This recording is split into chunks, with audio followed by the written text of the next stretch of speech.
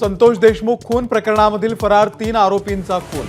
अंजली दमानिया यांचा आरोप, आपल्याला फोन आला असून माहिती पोलिसांना दिल्याचाही दावा।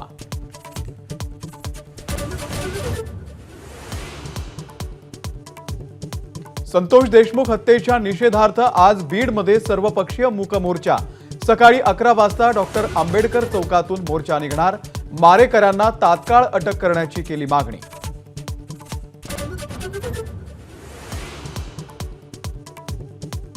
ठरवलं तर 5 मिनिटात वाल्मिक कराडला पकडून आणता येईल, पण मंत्र्यांसोबतच्या संबंधांमुळे कराड मोकाट। संभाजीराजे छत्रपतींचा आरोप, धनंजय मुंडेंना मंत्रिपदावरती राहण्याचा अधिकार नसल्याचाही दावा।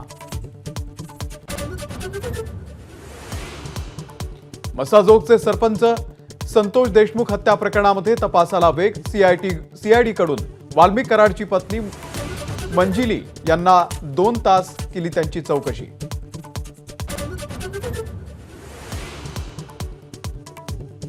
माजी पंतप्रधान मनमोहन सिंग यांच्या पार्थिवावरती आज अंत्यसंस्कार। पार्थिव अंत्यदर्शनासाठी काँग्रेस मुख्यालयात, तर सकाळी 9:30 वाजता निघणार अंत्ययात्रा।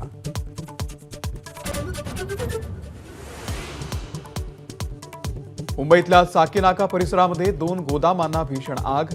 अग्निशमन दलाच्या जवानांकडून आगीवरती नियंत्रण मिळवण्याचे शर्थीचे प्रयत्न।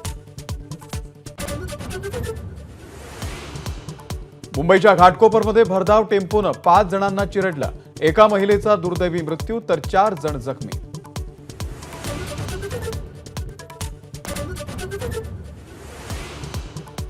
होमिओपॅथी डॉक्टरांना ॲलोपॅथीची औषधं देण्यासाठी एफडीएची परवानगी।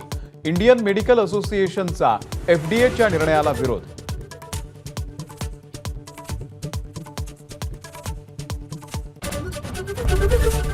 एबीपी माझा, उघडा डोळे बघा नीट।